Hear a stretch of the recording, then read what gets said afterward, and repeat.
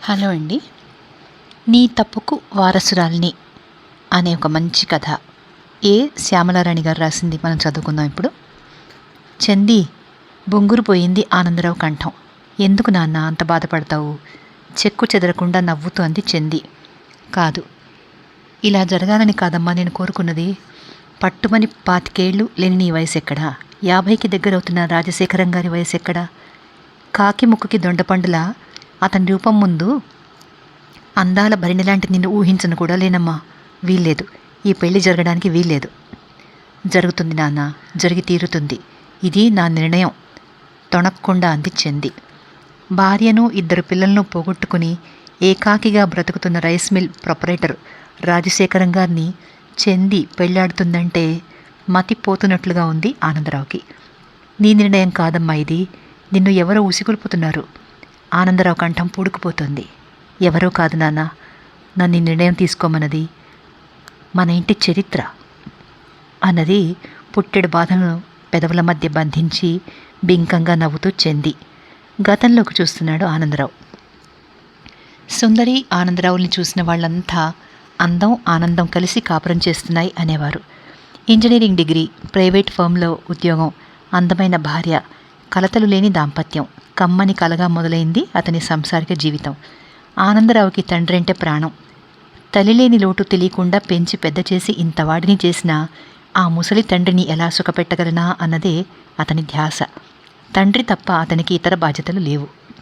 ఆనందరావు ఎన్ని చేసినా ముందొక మనవడిని కనీవరా బాబు అనేవాడు తండ్రి. నాన్న అల్పసంతోషి అని మురిసిపోయేవాడు. మొదటిసారి సుందరి పురిటికెళ్ళింది. జ్యోతిష్యం ప్రకారం తనకి మగపిల్లాడే పుట్టాలి అనుకుంటూ మామగారి దగ్గర నుంచి టెలిగ్రామ్ కోసం 1000 కళ్ళతో ఎదురు చూస్తున్నాడు ఆనందరావు. తండ్రి ముఖంలో వెలుగు చూడాలని అంతకంటే తహతహలాడుతున్నాడు. ఆడపిల్ల పుట్టింది. పోన్లేరా, లక్ష్మి వెలిసింది ఇంట్లో అని తనే ముందు సర్దుకున్నాడు తండ్రి. కొడుకు ఎక్కడ చిన్న మొహం చేసుకుంటాడో అని భయపడుతూ. కూతుర్ని చూడగానే ముందులో స్వల్పంగా కలిగిన అసంతృప్తి మర్చిపోయాడు ఆనందరావు. అచ్చుగుద్దినట్టు అంతా తన పోలికే. అయితే రంగులో సుందరి పోలిక రావాలనుకున్నాడు. రాలేదు. అయినా ముద్దులొలుకుతోంది పాప అనుకున్నాడు. అమ్మాయి గారి రంగు కాస్త పంచితే తరిగిపోతుందా అన్నాడు భార్యతో. పోలిక మీది, రంగు నాది కావాలా? అబ్బా ఎంత ఆశ! అయినా నా బంగారు తల్లికి ఏం తక్కువ వచ్చిందండి అంటూ పాపను గుండెలకు హత్తుకుంది సుందరి. సరే అయితే ఇప్పుడే చెప్పేస్తున్నా, ఈ మారు బాబునే కనాలి. రంగు రూపం అన్నీ తమవే, మేమేం జోక్యం కలిగించుకోం అన్నాడు. బాగుంది వరస. పువ్వులు చల్లినట్టు నవ్వింది సుందరి. పువ్వుల జల్లులాగానే 2 ఏళ్లు దొర్లిపోయాయి. లక్ష్మి వచ్చిరాని మాటలతో ముద్దుగా ఇల్లంతా కలియ తిరుగుతోంది. 2వసారి పాపాయినెత్తుకునేందుకు పుట్టింటికెళ్ళింది సుందరి. క్రిందటిసారి మనం అన్నది గుర్తుందా? రైలెక్కిస్తూ అన్నాడు భార్యని. గుర్తుంది. మీ చేత మరో కన్యాదానం చేయించాలనుంది అంది కొంటెగా నవ్వుతూ. 2వసారి ఆడపిల్లనే కన్న సుందరి తప్పు చేసినట్లు ఆనందరావు ముందు తలంచుకుంది ఎందుకో. అయితే నాకు పనిష్మెంట్ ఇచ్చావన్న మాట అన్నాడు బుజ్జగింపుగానే. లోపల అసంతృప్తిని మాత్రం బయటపెట్టలేదు. కళ్యాణి పుట్టిన 2 ఏళ్లకి మళ్లీ నీళ్లాడిన సుందరి ఈసారైనా కొడుకునివ్వమని కనపడని దేవుళ్ళందరికీ మొక్కింది. 3 పిల్లలతో సంసారం ముచ్చటగా ఉండాలని, ఆపరేషన్ చేయించేసుకోవాలని అనుకుంది. కానీ 3వసారి కూడా ఆడపిల్లే. బంగారు బొమ్మలా మెరిసిపోతున్న పాప ముందు లక్ష్మీ, కళ్యాణి ఎందుకు పనికిరారు అనిపిస్తోంది. కానీ ఏం లాభం? ఆనందరావుకు కానీ సుందరికి కానీ వీసమెత్తు సంతోషం కలగడం లేదు. నాకింతే ప్రాప్తం కాబోలురా అంటున్న తండ్రి మొహం చూడలేకపోయాడు ఆనందరావు. 3 ఆడపిల్లలు అనగానే గుండెలో చల్లగా అయిపోతున్న ఆపరేషన్కి మాత్రం అంగీకరించలేదు అతను. కొడుకు పుట్టాలి, మా నాన్న చూడాలి అన్నాడు మొండిగా. 3 పిల్లలతో సతమతమైపోతున్న సుందరి చిదరగా చూసింది. నామకరణాలు, మహోత్సవాల ముచ్చట పెద్ద పిల్లలిద్దరితో తీరిపోయింది. పొరుగింటి హిందూస్థానీ దంపతులు చాంద్ కా టుకుడా, చాంద్ చాంద్ అనగా 3వ పిల్ల ఇంటా బయట అందరికీ చందీగా అయింది. ఊరు వాడ అంతా పిల్లని చూసి ముచ్చటపడుతుంటే క్రమంగా ఎలాగో తేరుకున్నారు ఆ దంపతులు. మరుసటి సంవత్సరం ఆనందరావు పనిచేసిన కంపెనీ దివాళా తీసింది. మరో ఉద్యోగం వెతుకుని స్థిరపడబోయేసరికి అతని తల ప్రాణం తోకకొచ్చింది. ఆ ఏడి చచ్చినంత జబ్బుపడి లేచాడు అతని తండ్రి. నీళ్లలా డబ్బు ఖర్చవడంతో మనశ్శాంతి పోతోంది. బుర్ర వేడెక్కిపోతున్న అతనికి ఓ రోజు భయపడుతూనే చెప్పింది సుందరి 4వసారి మళ్ళీ అతను తండ్రి కాబోతున్నాడని. నిండా మునిగిన వాడికి చలేమిటి అన్న ధీమా చూపించాడతను. పంతం పట్టుదల నరనరాన పాకిపోయింది. ఆడపిల్ల పుట్టింది అంది నర్సు. థ్యాంక్స్ కసిగా అంటూ జేబులోంచి 10 రూపాయలు తీసి ఆమె చేతిలో పెట్టాడతను. అతని మనస్తత్వం ఏమిటో తెలియలేదు ఎవరికీను. ఆనందరావుకు కొత్త దిగులు పట్టుకుంది. 4వ పిల్లకి అంత నలుపేలా వచ్చిందో అతనికి అర్థం కావటలేదు. అటు సుందరి వంక గాని ఇటు తన వంక గాని అంతటి నల్లటి వాళ్ళు ఎవరూ లేరు. మగపిల్లాడు కలగపోయినా ఇన్నాళ్ళు నా పిల్లలకే అందాల బొమ్మలు అన్న ధీమాతో ఉన్నాడు. ఇప్పుడు ఇదో కించ. ఆ పిల్ల పేరేమిటో ఎవ్వరికీ తెలియదు, కానీ నల్ల చెల్లి అంటే ఇట్టే అర్థమైపోతుంది అందరికీ. 10 ఏళ్ళు కాలగర్భంలో కలిసిపోయాయి. మనవడి కోసం కలవరించిన ఆనందరావు తండ్రి పక్షవాతంతో మంచాన పడ్డాడు. ఆనందరావు పరిస్థితి ఇహ చెప్పనక్కర్లేదు. 2 ఏళ్లకు మారు కాన్పులతో విసిగెత్తిపోయిన సుందరికి ఇప్పుడు ప్రాణం కాస్త తెరిపిన పడ్డట్టుంది. కానీ కొడుకు పుట్టలేదు అన్న భర్త అసంతృప్తి ఆమెను హాయిగా ఉండనివ్వటలేదు. ఏ పిల్లల వరకు వస్తే నలుగురివి 4 దారులు. లక్ష్మికి మొదటి బిడ్డగా చెప్పలేని గారాబం జరిగింది. తండ్రిలాగే మొండితనం జాస్తి. తనన్నది కావాలన్న పట్టుదల ఎక్కువ. ఫ్యాషన్లు సరదాలే తప్ప ఇంకో గోడు పట్టదు. కళ్యాణికి పుస్తకం చేతిలో ఉంటే చాలు, పొద్దరగదు. ఆమెదో లోకం. ఆఖరిదానికి ఇంటికంటే గుడి పదిలం అనే మనస్తత్వం. ఆటపాటలతో ఎక్కడో గడిపేస్తుంటుంది. ఎట్టొచ్చి సుందరికి చందీ పేరే నోటి ముందుంటుంది. ఏ పని సాయం కావాలన్నా చందీయే కళ్ళ ముందు ఉంటుంది. మిగిలిన వాళ్ళెవ్వరూ ఒక్క పని ముట్టుకోరు. రూపానికి తగ్గ గుణం చందీది. ఎవరేమన్నా నోరెత్తకుండా తన పని తాను చేసుకుపోతుంటుంది. మెప్పు గుర్తింపు కావాలని కూడా చూడదు. అందుకే ఆనందరావుకి చందీ అంటే ప్రత్యేకమైన అభిమానం. ఏదోలా రోజులు గడుస్తున్నాయి. 4 పిల్లలతో చాకిరీతో చిక్కి శల్యమైపోయిన సుందరి అమ్మయ్య అని తేలికగా ఊపిరి తీసుకోబోతున్నంతలో పిడుగుపాటులా తోచింది తను మళ్ళీ తల్లి కాబోతున్న విషయం. ఘోరాపరాధం చేసినట్టు ఎవరికళ్ళా పడలేకపోతుంది. ఆనందరావు మాత్రం అందలం ఎక్కినట్టు పొంగిపోయాడు. ఎంత సంపాదించినా ఎవరినీ సంతృప్తిపరచలేకపోతున్న ఈ సంసారంలో మరో జీవి వస్తుందంటే ఇసుమంతైనా భయపడినట్లు కనిపించలేదు. మీదు మిక్కిలి నాకు కొడుకు పుట్టే యోగం ఉంది, దాన్నెవరు తప్పించగలరు అని గొప్పగా చెప్పుకోసాగాడు. 6 నెలల నుండి పక్షవాతంలో తీసుకుంటున్న తండ్రి మనవడి కోసమే బ్రతికి ఉన్నాడు అనిపించింది అతనికి. ఆ ఆనందంలో సమస్యలన్నీ పరిష్కారమైపోయినట్లు తోచింది. తన పిల్లలంతా రూపవంతులే. పెళ్లి కొడుకులే వెతుక్కుంటూ వస్తారు తనింటికి. చందీ కోసమైతే ప్రత్యేకంగా ఏ రాజకుమారుడో దిగిరావాలి. ఎటొచ్చి ఆఖరి పిల్ల కాస్త నలుపు, అంతేగా.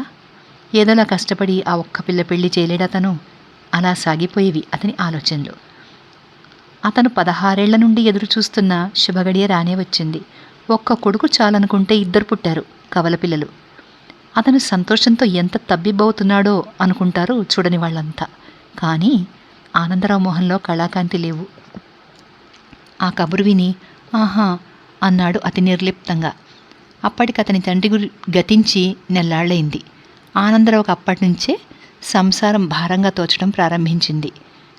6 పిల్లలంటే గుండె గుబేల్మంటోంది.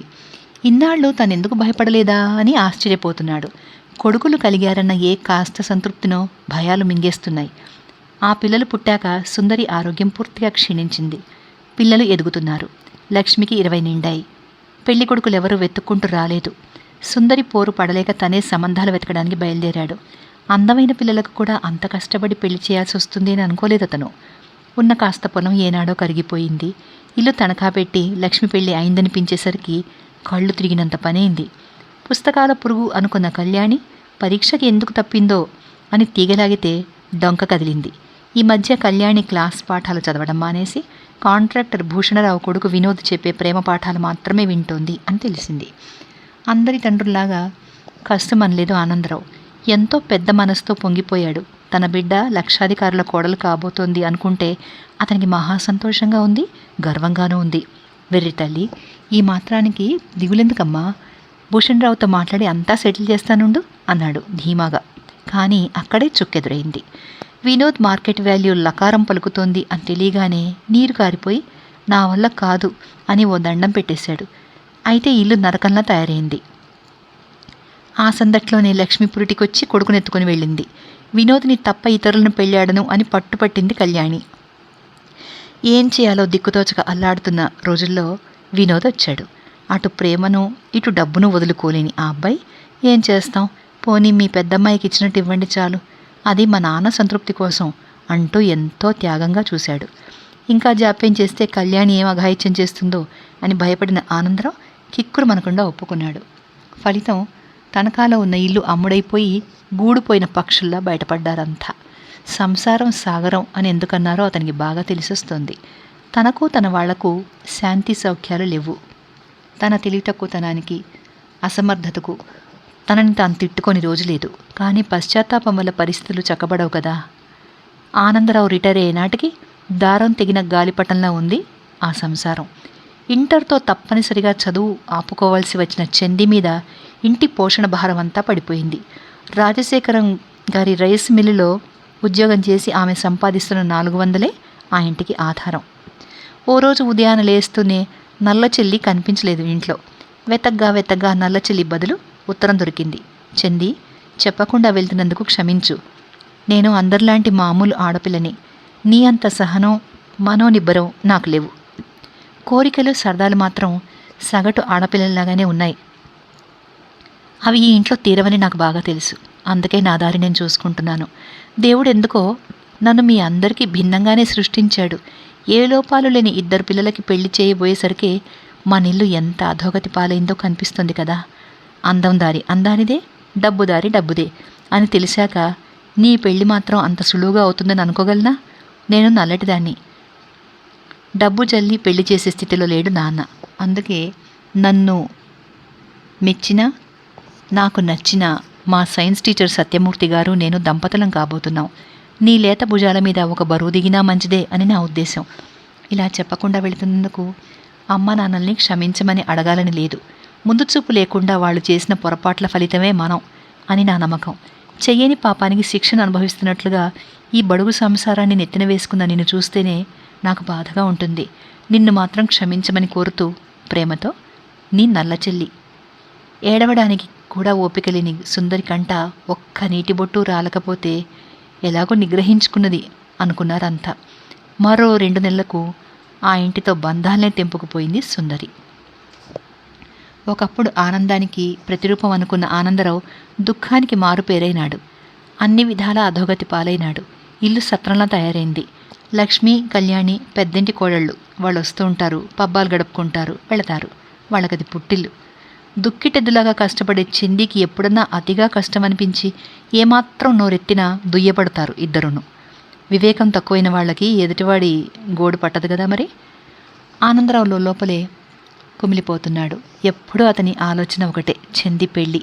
ఏమిటి నాన్న అంతగా ఆలోచిస్తున్నావు? చంది మాటకు ఉలిక్కిపడి వర్తమానంలోకి వచ్చాడు. నువ్వు కాదనకు నాన్న, ఇదొక్కటే నా సమస్యలన్నిటికీ పరిష్కారం. నా బాధ్యతలతో పాటే నన్ను స్వీకరించడానికి అంగీకరించారాయన. కోరి నేను చేసుకుంటానన్న ఆయనను కాదనలేను అన్నట్టు మరో ముఖ్య విషయం అదోలా చూసింది చంది. ఆయనకిక పిల్లలు కలగరట. ఆ సంగతి తెలిసాకే నేను ఈ పెళ్లికి ఒప్పుకున్నాను. నెత్తి మీద పిడుగుపడ్డట్టయింది ఆనందరావుకి. చంది పేలగా అరిచాడతను. కళ్ళు వర్షిస్తున్నాయి. బాధపడకు నాన్న. తల్లిదండ్రుల ఆస్తులనే కాదు, అప్పులను తప్పులను కూడా పిల్లలు పంచుకోవాలి. అప్పులకు తప్పులకు కూడా పిల్లలు వారసులే. అందుకే ఈ నిర్ణయం తీసుకున్నాను. ఇహ నా పిల్లలంటావా? వీళ్ళిద్దరూ నా పిల్లలు గారు అంటూ తమ్ముళ్ళిద్దరిని దగ్గరికి తీసుకుంది చంది. బంగారు చువ్వతో వాతలేస్తున్నట్టుగా విలవిల్లాడిపోయాడు ఆనందరావు. అతి మెత్తగా కనిపించే చంది అంత శిక్ష వేస్తుందని అనుకోలేదు అతను. ఇంతటితో ఈ కథ సమాప్తం.